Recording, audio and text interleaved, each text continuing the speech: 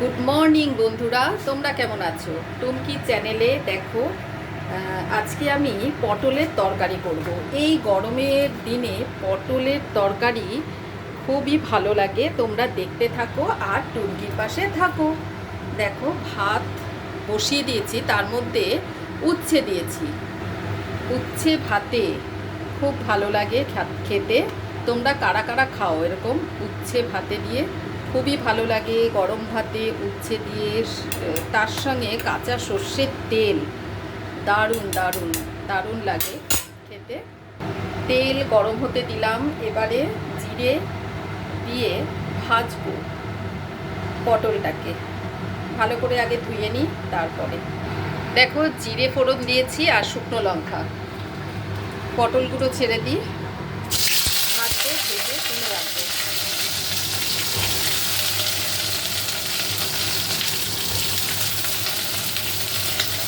তোমরা কেমন আছো বলো? আমি বেশ ভালো আছি। তোমাদের তো ভালো থাকতেই হবে, কারণ পরিবারের জন্য। আর নিজেকে ভালো রাখতে গেলে সবসময় হাসবে, জানো তো, আমার মতো। আমি যেরকম সবসময় কিন্তু হাসি। পটলগুলো একটু ভাজা ভাজা মতন করে নেব। পটলের ভাজা দিয়ে ভীষণ গন্ধটা একটু ভালো আসে, খুব ভালো লাগে পটল ভাজা খেতে। আর পটলের দোরমা, পটলের তরকারি এই গরমের মরশুমে বেশ ভালো লাগে। এরপরে কিন্তু আর ভালো লাগবে না। পটলগুলো এখনই মানে একটু কচি কচি পাওয়া যায়, কিন্তু এরপরে দানাগুলো হয়ে যায় অনেক, তখন আর ভালো লাগে না খেতে। আর প্রথম সিজনের প্রথম পটলই ভালো লাগে। এগুলো না দেশি পটল।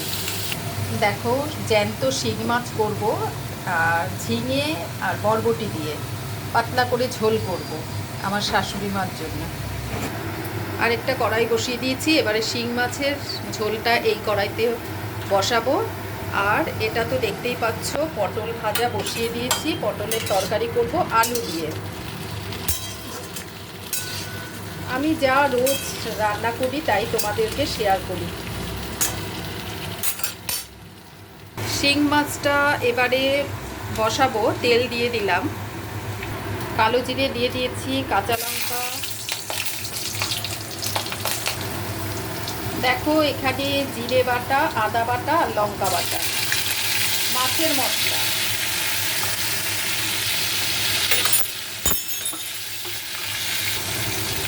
এবারে তেলের মধ্যে একটু কষিয়ে নিই, জল দিয়ে দেব। জল দিয়ে দিলাম, এবারে হলুদ দিয়ে দিলাম, তাহলে হলুদটা না তেলের মধ্যে পুড়ে উঠবে। ওই ক্যামেরাটা না নড়ে যাচ্ছে, কারণ এক হাতে ক্যামেরা, এক হাতে হাতা খুন্তি দিয়ে নাড়ছি। স্কিপ করবে না, অনেক কষ্ট করে কিন্তু তোমাদেরকে ভিডিও দিই। এবারে সবজিগুলো দিয়ে দিলাম। ঝিঙে রয়েছে, বিনস রয়েছে।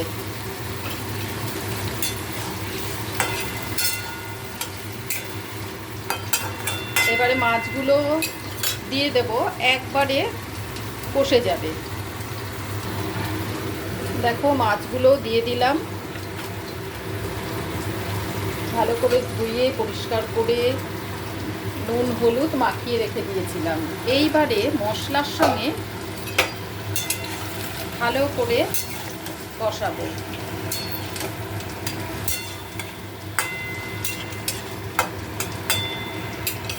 কষতে থাকুক, ততক্ষণে আমার বিনস আর ঝিঙে তো এমনিই নরম, সেদ্ধ হয়ে যাবে। এদিকে দেখো, আরেকটা কড়াতে যে পটল বসিয়েছিলাম, ওই পটলটা আমার ভাজা ভাজা হয়ে গেছে, উঠিয়ে রাখি। দেখো, পটল ভেজে তুলে রাখলাম, এর মধ্যে আরেকটু তেল দিয়ে দিলাম,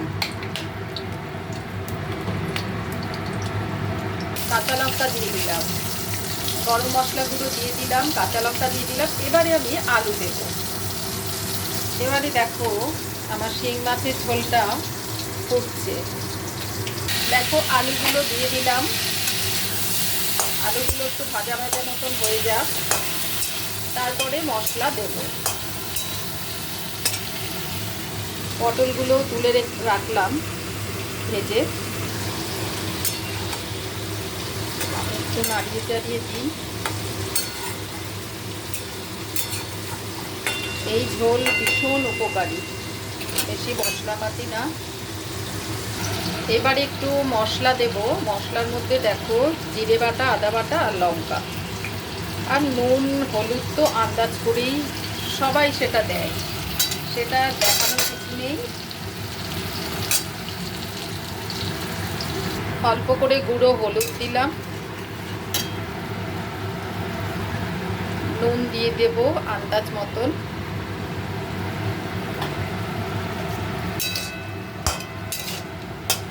এবার একটু ঢাকনা চাপা দিয়ে রেখে দেব, আলুগুলোও সেদ্ধ হয়ে যাবে। এবারে শিং মাছের দেখো একদম মশলার সাথে কষে গেছে, আলাদা করে ভাজতে হয় না, জ্যান্ত মাছ। দেখো তেল বেরিয়ে গেছে, এমনি ভাজা ভাজা করে হয়ে যাবে এটাকে। এবারে বেশি ভাজা করব না, অতিরিক্ত ভাজা করব না, শিং মাছের তো অনেক গুণাগুণ আছে, তাই এখন জল দিয়ে দেবো এই পর্যায়ে। অল্প করে জল দিয়ে দিলাম, এবারে হতে থাকুক। অল্প একটু মিষ্টি দেব, অল্প করে 2-4টে দানা। দেখো পুরোটা দিলাম না, কিন্তু মাছের ঝোলে বেশি মিষ্টি খাই না, কিন্তু একটু 2-4টে মিষ্টি দিলে দানা ভালো লাগে। এবারে দেখো পাবদা মাছ করব। পাবদা মাছটা আমাদের জন্য আর শাশুড়ির জন্য শিং মাছ, এই পাবদা মাছটা করব। মেয়ের জন্য একটু বেশি করেই, আজকে ওর বাবাও নিয়ে এসছে শিং মাছ, তাই বেশি করেই করলাম। শাশুড়ি আর আমার মেয়ে খাবে, ওর বাবা তো খেতেই চায় না শিং মাছ, আর আমিও না। দেখো মশলাটা কষে গেছে, এখন অল্প করে জল দিয়ে দিই, আলুগুলো সেদ্ধ হবে। আর পটল তো ভেজেই রেখেছি, ওটা তো সেদ্ধ হয়েই গেছে। এবারে আমি ঢাকনা চাপা দিয়ে রেখে দিলাম, আলুটাও সেদ্ধ হয়ে যাবে। দেখো আমার শিং মাছের ঝোল হয়ে গেছে, এবারে নামিয়ে দেব। এবারে পটলের যে আলুটা দিয়েছিলাম দেখো সেদ্ধ হয়ে গেছে, এবারে পটলগুলো দিয়ে দিলাম, ভেজে রাখা পটল মশলার সাথে মিলিয়ে নিই। এবারে অল্প করে মিষ্টি দেব, অল্প করে মিষ্টি দিয়ে দিলাম। দেখো এবারে 2-3 মিনিট মতন ঢেকে রেখে দেব।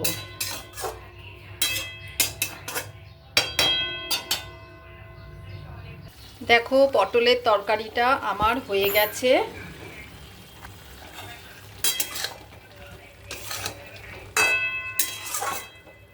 আজকে এইটুকুনি।